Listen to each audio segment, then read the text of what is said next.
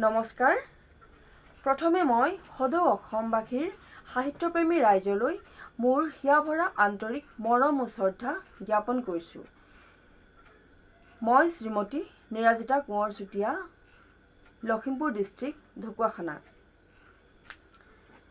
আপোনালোকক মই মোৰ ইউটিউব চেনেল আৰু ফেচবুক পেজলৈ স্বাগতম জনাইছোঁ। মোৰ ব্যঞ্জন বৰ্ণৰ ধেমালি স্বৰচিত কবিতাটিৰে মই এদিন আছাম বুক অফ ৰেকৰ্ডত স্থান পাবলৈ সক্ষম হৈছোঁ। আজি মই সেই কবিতাটি পাঠ কৰি শুনাম আপোনালোকৰ আগত।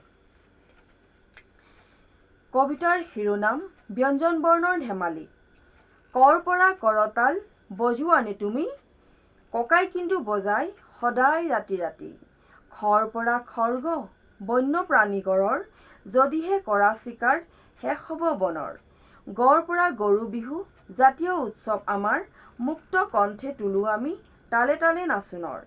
ঘৰ পৰা ঘৰ নিশ্চিন্তে থাকোঁ আমি, পৰিয়ালটি থাকোঁ মৰমৰ এনাজৰীৰে বান্ধি। উমৰ পৰা খঙাল মূৰৰ চণ্ডাল তুমি, খং উঠিলে সেই ঠাই পৰিত্যাগ কৰা তুমি।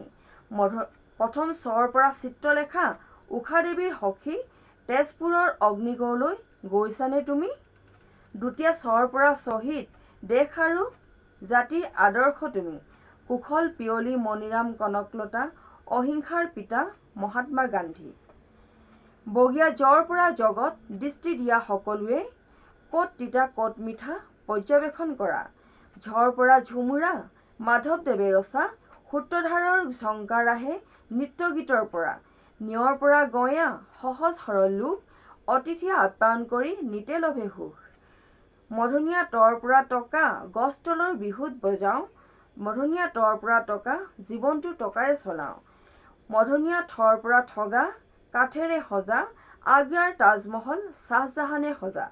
মধুনীয়া দৰ পৰা ডাইনী শুনিলে ভয় লাগে আজিকালি, ডাইনীৰ সন্দেহতে শিৰচ্ছেদ হ'ল কিমান যে নিৰপৰাধী। মধুনীয়া ধৰ পৰা ঢালি যুদ্ধলৈ সাজু হোৱা তুমি, শতৰুৱে বেৰিছে আই মাতৃক মুক্তিযোদ্ধা হৈ আহা তুমি। মধুনীয়া নৰ পৰা নত্ববৃদ্ধি ব্যাকৰণৰ শব্দ তুমি, ব্যাকৰণ নাজানিলে শুদ্ধকৈ ভাষা নেজানা কদাপি। দন্তীয়া তৰ পৰা তৰ্জনী সাৱধান বাণী, তৰ্জনীক প্ৰয়োগ নকৰিবা যধে মধে তুমি। দন্তীয়া থৰ পৰা থান ভক্তিৰ মিলন ভূমি, যাৰ নাই ভক্তি তাৰ সমান নাই দুৰ্বল শক্তি। দন্তীয়া দৰ পৰা দৃষ্টিদান দিয়া, মৃত্যুৰ পিছত দুজনৰ জীৱন পোহৰাই তোলা। দন্তীয়া ধৰ পৰা ধৰ্মশাস্ত্ৰ পঢ়া, মহাভাৰতত যুধিষ্ঠিৰ আছিল এজন ধাৰ্মিক ৰজা। দন্তীয়া নৰ পৰা নৱগ্ৰহ সূৰ্যক প্ৰদক্ষিণ কৰে, নৱগ্ৰহৰ দিন বেয়া হ'লে বিপদত পৰে। পৰ পৰা পঞ্চায়ত জনসাধাৰণে ভৰা, সুনীতি আৰু বহু আঁচনিৰে ভৰা। ফৰ পৰা ফকৰা যোজনা ডাকৰ বচন, প্ৰাচীনৰ ডাকৰ বচন সত্য বুলি প্ৰমাণ। বৰ পৰা বাৰ্মুদা ত্ৰিভুজ আটলাণ্টিক মহাসাগৰৰ ত্ৰিভুজ, সেই অঞ্চলৰ ৰহস্য বিচাৰি বহু বিমান বিজ্ঞানী হৈছে নিখোজ। ভৰ পৰা ভাষা জাতি বৰ্ণ ধৰ্ম তীৰ্থভূমি ভাৰত, মাতৃভাষাক হেলা নকৰিবা স্থান দিবা সদায় শীৰ্ষত।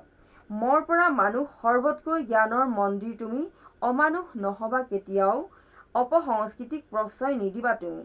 অন্তস্থ জ্বৰ পৰা যঁতৰ শিপিনীৰ সঁজুলি, ফুলাম বিহুৱান লৈ আনিবা জ্যেষ্ঠক আদৰি।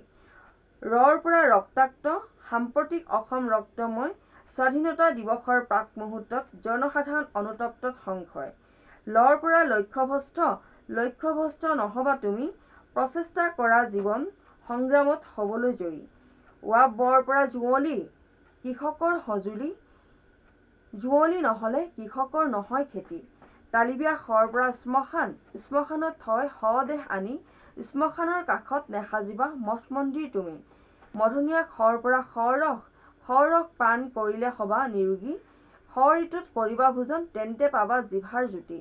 দন্তীয়া শৰ পৰা সমস্যা শীঘ্ৰে সমাধান কৰা, বৰমূৰীয়া নেতালৈ ৰাইজৰ কিমান যে আশা। শৰ পৰা হিমালয় বিশ্বৰ সৰ্বোচ্চ পৰ্বত, কল্পনা চাওলাই প্ৰাণ দিছিল মহাকাশচাৰী জীৱনত। ক্ষয়ৰ পৰা ক্ষেপণাস্ত্ৰ শক্তিশালী অস্ত্ৰ হিংসাৰ বলি হৈ প্ৰয়োগ নকৰা যেন ক্ষেপণাস্ত্ৰ দয়ৰৰ পৰা ঘড়ী সময় নিৰ্ধাৰণ কৰে ভৱিষ্যতে নিৰূপণ কৰে অমূল্য সময়ে ধৈৰ্যৰ পৰা প্ৰজ্ঞাজন অতি প্ৰকাশ হয় প্ৰত্যেক সমাজত পায় প্ৰথম প্ৰশ্ৰয় ইয়াৰ পৰা ইউৰি গেগেৰিন নীল আৰ্মষ্ট্ৰং এড্ৰিনেল্ডিন মহাকাশচাৰী তিনিওজনে আছিল জ্যোতিৰ্বিজ্ঞানৰ আদৰ্শ স্বৰূপ আজি সচন্তৰ পৰা উৎসৱ নানা জাতিৰ জাতীয় উৎসৱ বিহু কৰম বাথৌ বৰদিন ফাকুৱা আলি আই লৃগাং উৎসৱ বিষঘৰ পৰা দুঃসাধ্য বুদ্ধিৰে সহজ কৰি তোলা জীৱনটো ৰঙীন স্বপ্নৰে উজ্বলাই ৰাখা অনুচঙৰ পৰা চং আইতাই বান্ধে চুলি চলং ক'ত থাকে দেখিছানে তুমি